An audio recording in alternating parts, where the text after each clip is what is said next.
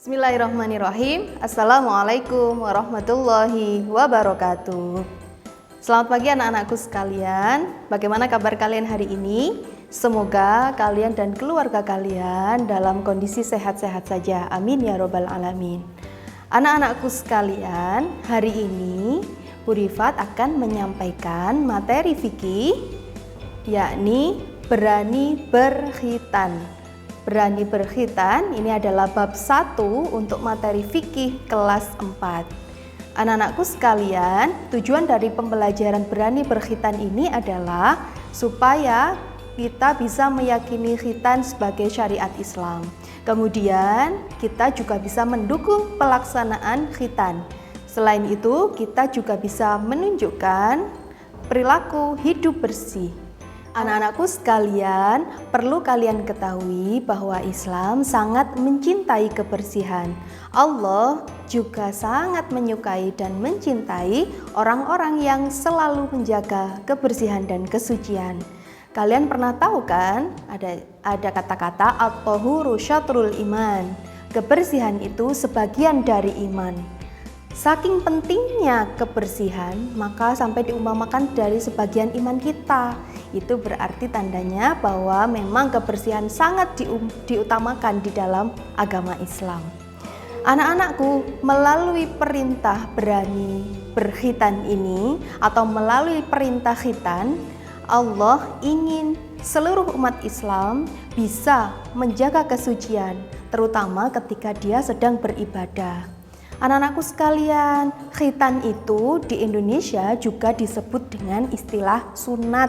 Nah, ini biasanya yang sering dilakukan atau mungkin yang sering dilaksanakan oleh anak-anak mungkin yang sudah balik atau mungkin anak-anak yang masih sekolah di sekolah dasar, bahkan masih TK pun mereka sudah melaksanakan khitan atau sunat.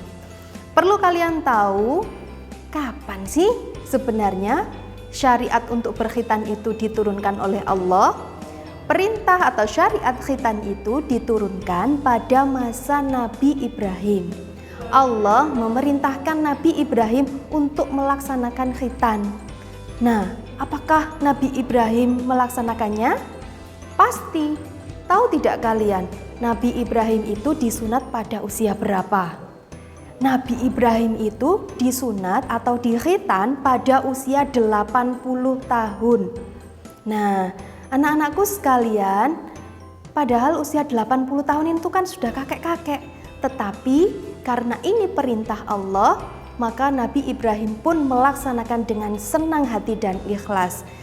Kemudian anak-anakku, khitan itu berasal dari bahasa Arab yang artinya memotong.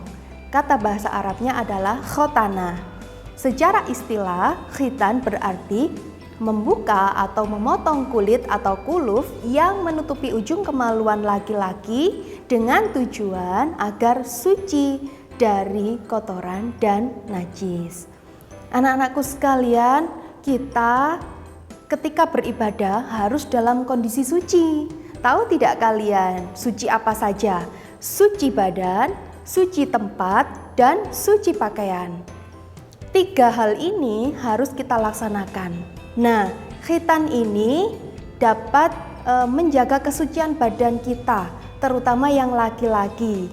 Nah, khitan ini diperintahkan oleh Allah supaya kita terhindar dari najis. Kenapa bisa? Iya, karena secara medis, secara kesehatan itu sudah diteliti loh, bahwa ketika seorang anak laki-laki tidak disunat, maka akan tertinggal sedikit pada kulufnya atau ujung kemaluannya sisa-sisa air kencing atau air seni. Nah, coba bayangkan, padahal ketika sholat kita harus dalam kondisi suci. Bagaimana jika masih ada sisa-sisa najis di tubuh kita? Pasti sholatnya tidak sah. Itulah kenapa Allah memerintahkan kita untuk berkhitan, terutama yang laki-laki. Nah, anak-anakku sekalian, ternyata secara medis pun anak-anak yang tidak disunat itu akan mengalami infeksi atau peradangan. Bahaya sekali bukan? Anak-anakku, Islam itu sangat indah. Islam sangat mencintai seluruh umat, kemudian tidak hanya umat Islam saja, tapi seluruh umat manusia. Anak-anakku, tahu tidak kalian hukum khitan itu apa? Hukum khitan itu adalah wajib. Bagi siapa? Bagi laki-laki yang sudah balik. Kemudian untuk perempuan ini memang masih perbedaan pendapat ya dari para ulama. Untuk perempuan ini hanya sebagai fadilah dan hukumnya disunahkan saja. Tapi yang paling sering kita lakukan di Indonesia adalah anak laki-laki saja yang sudah balik, yang sudah sunat. Tapi anak-anakku, ada waktu sunnah juga untuk anak laki-laki. Waktu sunnahnya kapan? Ketika dia belum balik. Balik itu apa sih Bu Rifat? Balik itu ketika anak laki-laki berusia 15 tahun.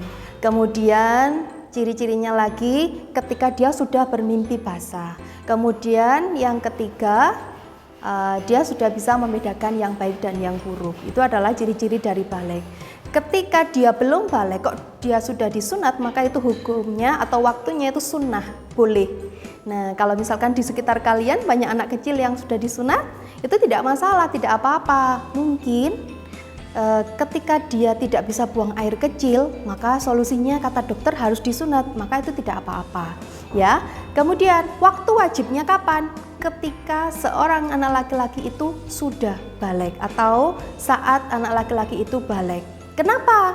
Karena dia sudah terkena tanggung jawab untuk melaksanakan ibadah, terutama sholat. Artinya ketika sudah balik, dosanya sudah ditanggung oleh dirinya sendiri dan bukan oleh orang tuanya lagi. Seperti itu anak-anakku. Ada 5 fitrah yang diajarkan oleh Rasulullah. Maksudnya 5 fitrah itu adalah yang harus kita lakukan sebagai seorang manusia, sebagai seorang umat Rasulullah. Apa saja itu? Al-fitratu khamsun, fitrah itu ada 5. Apa itu? Al-khitan, khitan, kemudian al-wal istihdad, mencukur bulu kemaluan, kemudian yang ketiga wanatful ibti, mencukur atau mencabut bulu ketiak, kemudian yang keempat ada wakos syarib, itu memotong kumis untuk yang laki-laki, kemudian taqlimul alfar, itu memotong kuku. Itu adalah 5 fitrah yang harus kita lakukan sebagai umat Rasulullah. Di situ ada khitan loh. Maka untuk anak laki-laki jika sudah balik atau mungkin belum balik, mari berani untuk berkhitan. Karena khitan itu ada berbagai macam manfaat dan hikmahnya. Tahu tidak kalian apa saja? 1, itu adalah bukti ketaatan kita kepada Allah. Yang kedua, pastinya bisa menjaga kebersihan, kesucian, dan kesehatan kita. Yang ketiga, pastinya itu sebagai bukti bahwa kita mengamalkan sunnah Nabi Muhammad SAW. Yang terakhir adalah sebagai tanda sempurnanya seorang muslim. Itu adalah berbagai macam hikmah dari khitan.